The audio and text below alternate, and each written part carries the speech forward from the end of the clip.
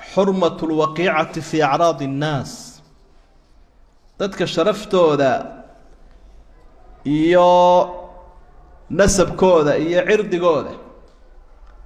in meel lagaga dhaco ama lagu xadgudbo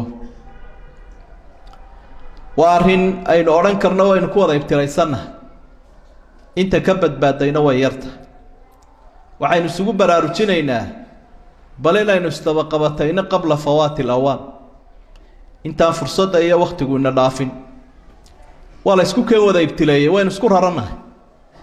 cidiba cid bay ku rarantahay madaxdii bay daba taagan yihiin dumarkii wadaadkii ganacsatadu kii kale midiba mid buu sidaa u hafayaa oo ilaa cirbaha uu ruugayaa oo xamaraya oo xaqiraya oo caayaya waa mushkiladina wada haysata runtii markay wixii dadku iska badsadeenna wax caadi ah u noqotay qofku waxa uu ka fikirayaa sidee loo deyn karaa sidee baad u deyn karaysaa bal markaa mushkiladaa jirta oo musiibo weyna waliba aakhiru zamaanka waqtigay dadku fitnoobaana waxyaabaha si bata weeye mushkilada dadka ku noqda taasaynu isku baraarujinaynaa mowqifku islaamku iska taagay iyo sababaha keena waxan iyo sida la isaga daweyn karo marka oo horeeya cirdiga sida wax meel looga dhacayaa waxa weeye in qofkii ama la xaqiro ama la dacaadeeyo ama la ceebeeyo ama la xanto waxa la wax kasta oo qofka lagu durayo isagoon dambi lahayn hadduu qofku dambi ka galay dariiqada loo marayo waynu dambaysin insha Allah marka oo horeysa hadhihi aljariima dambigan isaga ahay waxa uu kamid yahay min asbaab al-iflas wa sabab iflasik waxa ku caydayn kara way waa wax ku caydaynaya waxa la oran karaa waa sabab al-iflas wa aydan sabab al-hamaqa wa dariiqana casdimo aynu hayno way qofka dadka intaas oo ceeboodaynu sheegayna ku sameeynaya walaalihiin muslimiinta ee xamanaya ee xaqiraya ku xadgudbaya dhagtooda iyo sharaftooda dhaawacaya rag iyo dumar wuxuu ka dhigan yahay qof xoolo haysta oo xoolaha intuu qasnadiisa ka soo saaro dadka kale qastadooda ku guraya alaabtiisu xaafadiisa ka soo saaraya xaafadaha kale u buuxinaya akoonkiisu casaynaya dadka kale kuwooda ku shubaya waxaad salaad tukatay iyo waxaad soontay iyo wixii oo dhan dad baad u xambaarinaysa waa dadaalaysa waxa la wixii aad cilmi iyo cibaado iyo cadiyo ku dadaashay dad baad u xambaarinaysa idan anta ahmaq qofkii waa qof waalan oo ahmaq loo tixgelin karaya rasuulka tasawirka ina siya calayhi salaatu wasalaam xadiidkii xasanka ah waxa uu leeyahay atadruna almuflis fiikum mataqaanaan qofka caydha dhexdiina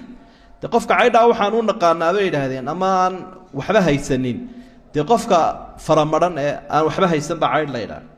ما كان ما هبوله وقف انتو آخريس سوتاغي isagoo amal iyo cibaado badan sita laakiin mushkiladiisu waa maxay dadkii ilaahay baan ka nabad galin kan wuu caayay kan wuu qadfay kan wuu dilay dadkii baa loo gurayaa waxa la wuxuu amal siit hadii ay ka dhamaan waayaan wixii lagu lahaana iyagii baa dambigoodii dusha laga saaraya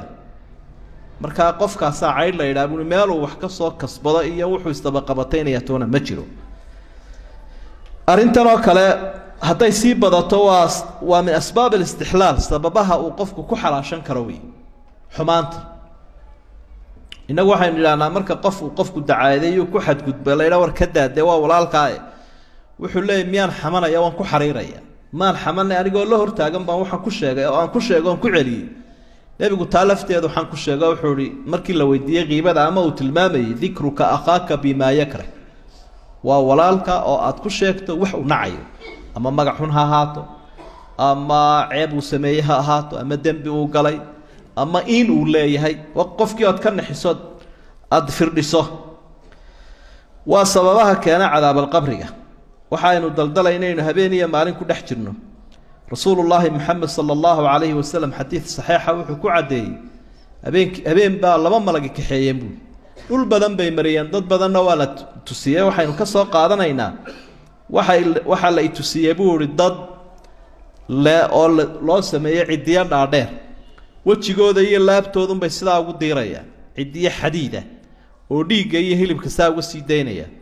markii aan weydiiyeyna waxa ay igu jawaabeen buuri waa kuwii dadka sharaftooda duri jireen meel kaga dhici jiray ku xadgudbi jiray ummadda dulman iyaga oo ku xadgudbaya marka taas waxay tilmaamaysaa dad qabriga lagu cadaabaya la tusiyay nabiga calayhi salaatu wasalaam waxa kale uu soo maray rasuulku waa xadiid kale oo cadaynaya cirdiga iyo sharafta dadka lagu xadgudbaya inay cadaab qabriga keentee مر رسول الله صلى الله عليه وسلم بقبرين فقال إنهما لا يعذبان وما يعذبان بكبير أو في كبير أما أحدهما فكان يمشي بين الناس بالنميمة لبدا حوالود ولا عذابية وحيدتك فضيستان ولا عذابية ميدي كادي اسكود دادين جري ميدك كلنا ددك شرفتودو ميلك غلعي جراي و حمن جراي و اسكو ديري جراي نميميها arintani waa min calaamaat ibtilaa qofka hadaad aragto isagoo carab dheer oo umada ilaahay ay ka nabadgeli weeyo sida raashinka u cunaya dadka waa qof ibtilaysan qofka halowsani dadka ayuu ku wardiyaa qofka hanuunsanina ilaahay buu ku wardiyaa subxaanahu wa tacaala xusidiisa iyo sheegidiisa cumar bin khadaab maqaalada laga haya allah ka raali noqdo waxa uu calaykum bidikri illaahi fa innahu shifaa وإياكم وذكر الناس فإنه داء ورديه إلهي حسكي سبضيه إلهي كوردية وعافماده ددك هكوردينا وهذا الكود هبضينين أيينا وحكش يكتان تاسنوا عذر بوري عافمات كمركا دونيسي إلهي حس عذر كمركا دونيسو ين عروشة ملاحي كرامي سنة ددك إلهي سامد دبتشي دو دبقيل أرنتاني وحي مدنتي حتى قفك عاسي قاينا لعيبينيني loo naseexeeyo caasiga laftiisa hadduu toobad keena in laga haro rasuulku sallallahu alayhi wasallam wuxuu soo maray waa xadiis nasaa'i iyo musannaf abdurrazaaq ba ku jiro oo sugan wuxuu soo maray asxaabigii intuu sinaystay qiraalka sameeyay 4 jeer ku celiyay iyadoo waliba nabigu ka warwareegay alayhi salaatu wasalaam markii dambana dhagax baa lagu dilay markii dhagaxa lagu dilay iyadoo wali la aasin buu soo maray nabigu asxaabina way la socotaa marka laba ninba ayaa wada hadlo waxay yiraahdeen qad rujima hada rajm al-kalb bal kan 4 jeer iska qirtay ee dhagaxa lagu dilay sida ayga loo dilo kale rasuulku sallallahu alayhi wasallam marka kamu jawaabine xoogaa markay socdeen ayaa wuxuu soo maray dameer baktiyay labadii asxaabi buu saawaga wuxuu ri bahalkan baktigiisa cuna dibira cagta taagay وبيا الله عنابي إلى دوا بخت النجاس وحرام وحي قرتي دويدين ننكي أصحابي هاي الرجمية دقة حلقوا دلي كشيء جيسين يهلب كيسة عنيسين كان هلب كيسة كسهل بالنبي عليه الصلاة والسلام إني كانت شندو كشرة أو رحت بالنا يا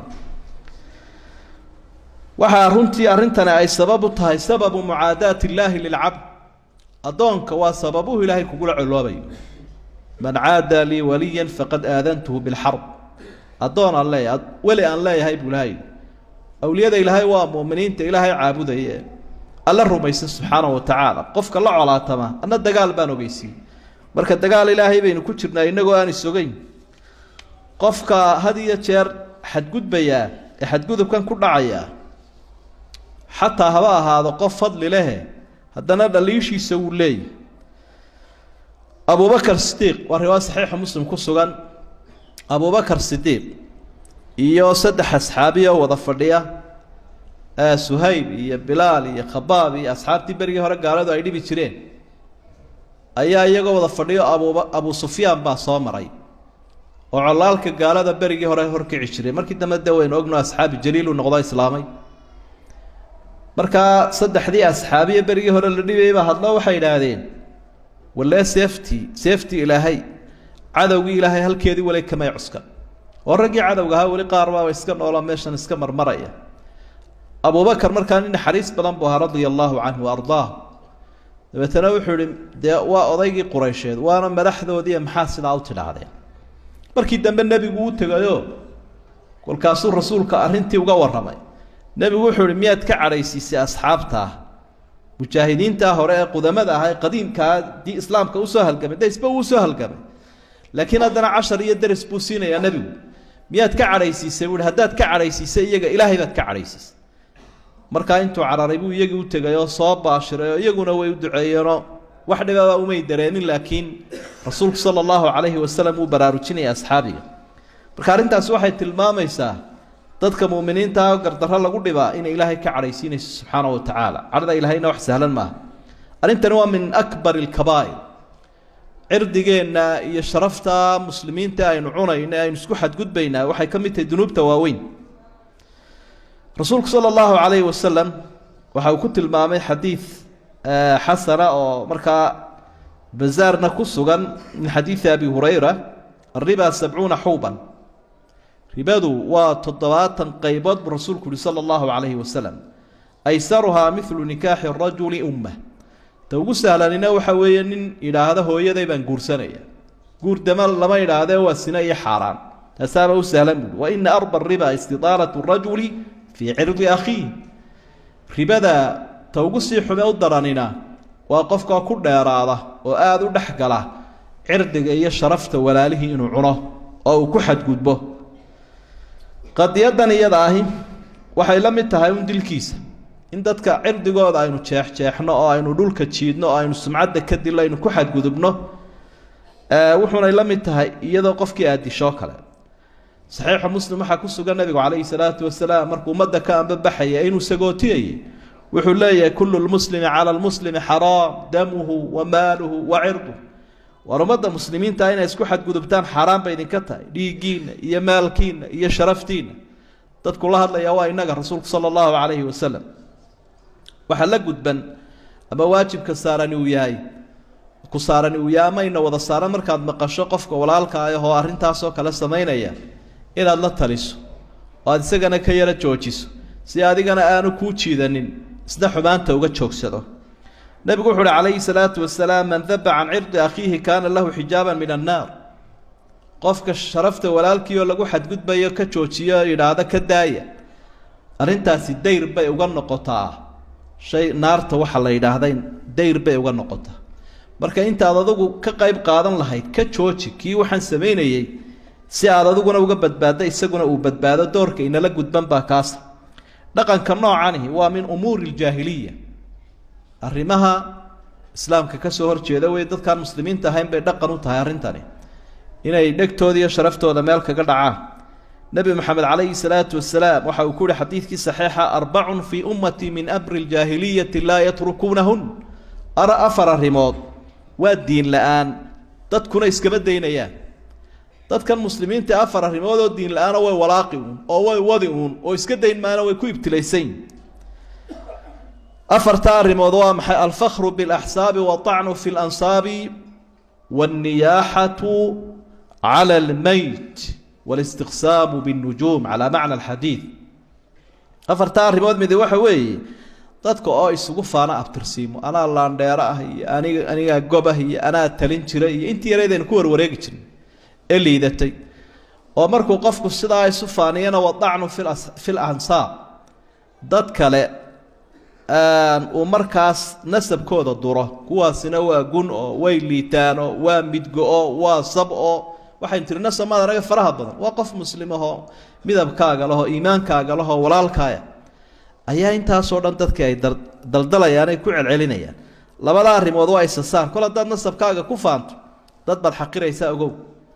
oo iyagana cagsiga bay taasina noqonaysa iyo meydka loo iyo dumarkan iyaguna dhulka isla dhacayeen qadar kaba rumaysnayn iyo xidigaha lagu faashanayo ee qaybka ilaahay wax laga sheegay afartan arrimood umadu way ku ibtilaysantahay buu nabigu calayhi salaatu wasalaam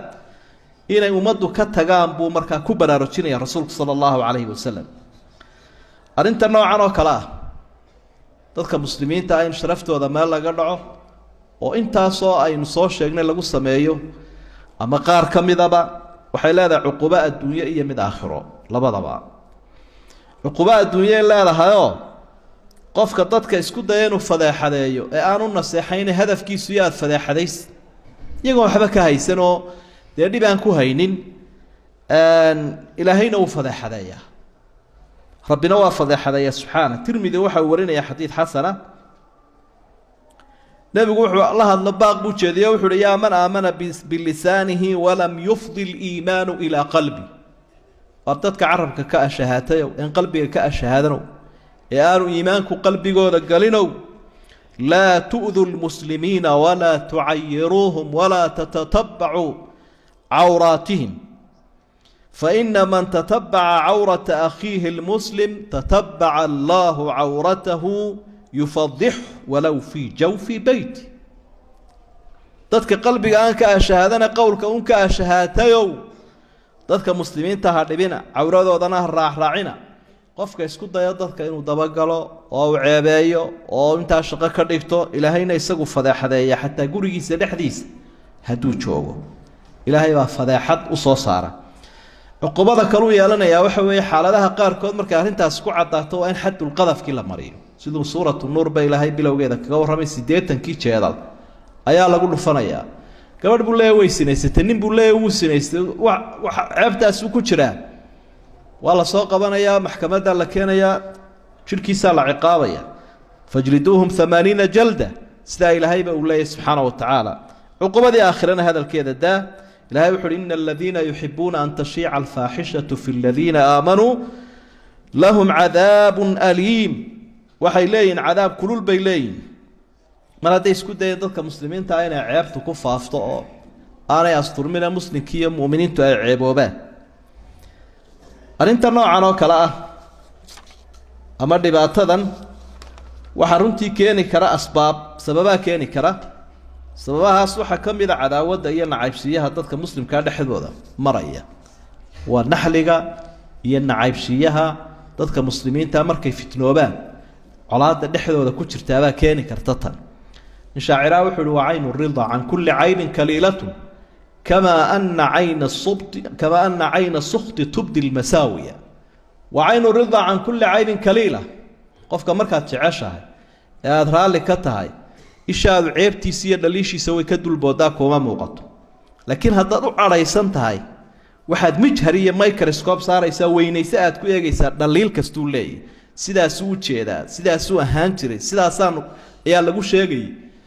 ceeb wax kasta oo leeyahay yar markaa way kula weynaanays dadku markay isticmaalihiin waxaan oo kale uu ka yaraadaa markay isnacaan ba balaadan ay soo baxdaa arintan oo kale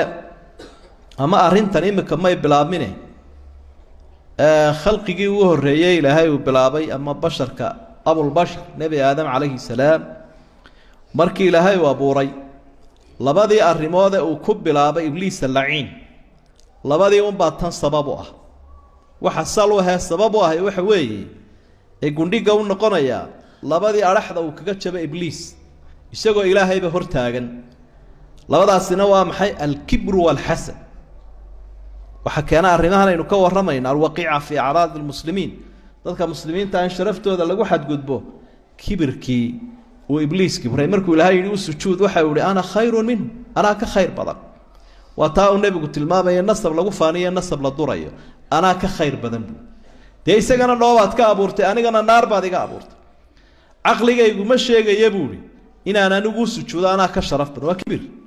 تكلنا حسد باهي مركي لي ملائكة لا يردن بوس شو ده استعدنا الرع إسقى ضعيف كاسوليت سيدي كم بني آدم كان ملائكة نقص شو ده أبو كلي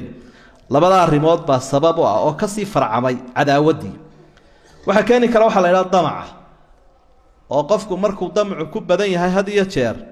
ma ogolo dad ama la amaano cilmi lagu amaano cuud lagu amaano madaxtinimo wax wanaag oo cid kale ay jeclaato cid kale yeelato ma ogolo isaga wax walba isla jecel rasuulku sallallahu alayhi wasallam madan damacaas uga digayo wuxuu mal faqra akhsha alayk wallahi inaanan adduunya ina weydaan idinka cabsanaynin tartankeeda iyo damaceeda ayuun baan idinka cabsanaya iyadoo idin halaagi doonto sidii kuwii hore ummadii hore ay u halaagtay xalku muxuu noqonayaa hadaynu aragna xumaantan iyo miisaanka ay u saaray sharcigu iyo jariimadan xalku waxa weeye tawbatu ila Allah inuu qofku ilaahay u toobad keeno oo dambi kasto qofku gala gaalnimada ha ahaatee tawbada waa la aqbalaa oo ilaahayna uu inoogu bushaaray subhanahu wa ta'ala qul ya ibadiy alladheena asrafu ala anfusihim la taqnatu min rahmatillah inna Allah yaghfiru dhunuba jami'an dambi oo dhan ilaahay uu dhaafay dadka dambaabay nabi maxamed waxaad ku tiraahdaa soo noqdo ilaahay u soo noqdo oo ha quusanina laakiin midka meesha yaalaaba wuxuu yahay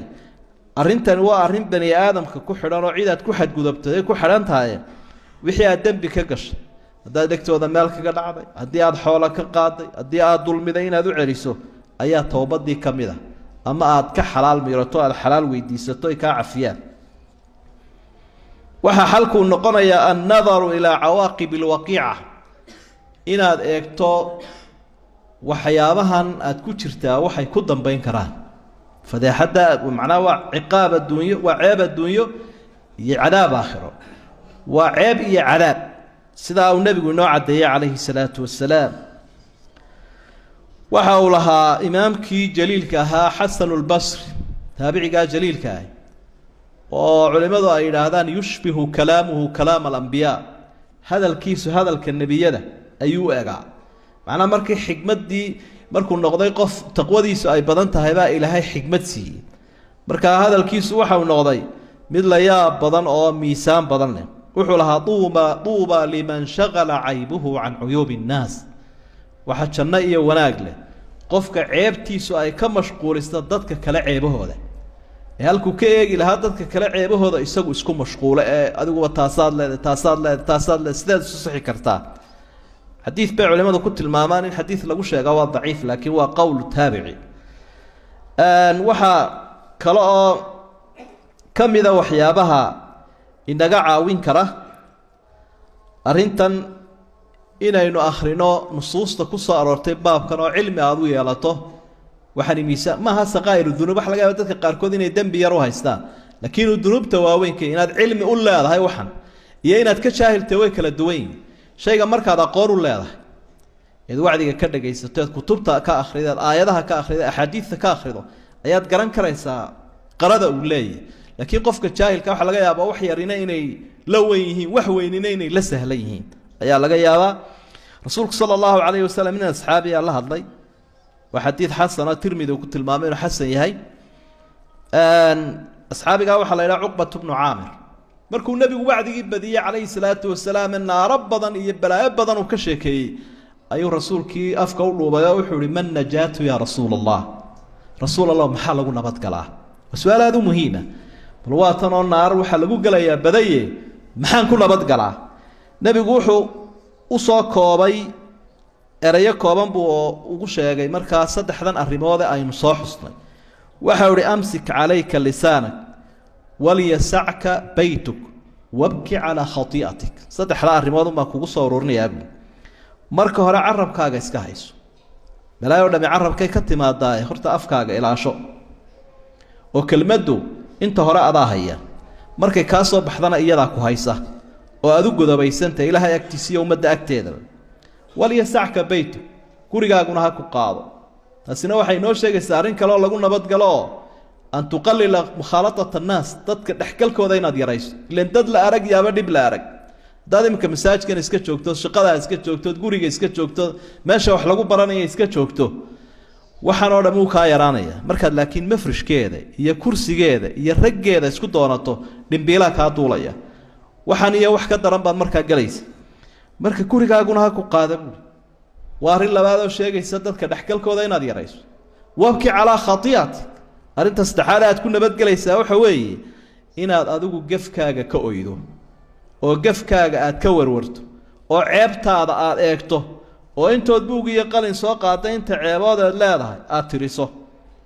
ka fikirta saad uga toobadgelin lahayd isu sixi lahayd ila qofku naftiisa been uma sheego weligoodba dadku ha ku ammaanaan laakiin adigu waxaa tahay waad isogti sidaasuu rasuulku sala allahu calayhi wasalam ayuu xalka ka dhigay idan markaa waa towbadda iyo arrintan cidhibxumad ay leedahay inaad eegto iyo ceebtaada inaad u fiirsato iyo dadka dhexgalkooda inaad yarayso arrimahaasaa dawo kaaga noqon kara haddii haddaba uu qofku yahay qof daalima oo adiga gef kaa galay aad cafiyi kari weydo aad saamixi kari weydo markaa waddo loo maraabay leedahay ilaahay baa ka jawaaba wuxuu uhi laa yuxibu allahu ljahra bisuu'i min alqowli ilaa man dulim hadal xun in kor loo qaaday ilaahay ma ogola qofka la dulmiyey mooyaane qofka la dulmiyey ciddan dulmiday ciddii ka qaban lahayd buu la tegayaa maxkamaddii garsoorku u tegayaa ehelkiisiibuu u tegayaa acyaanta ka qabanaysu u tegayaa isagoo hadafkiisu uu yahay inuu wixiisii helo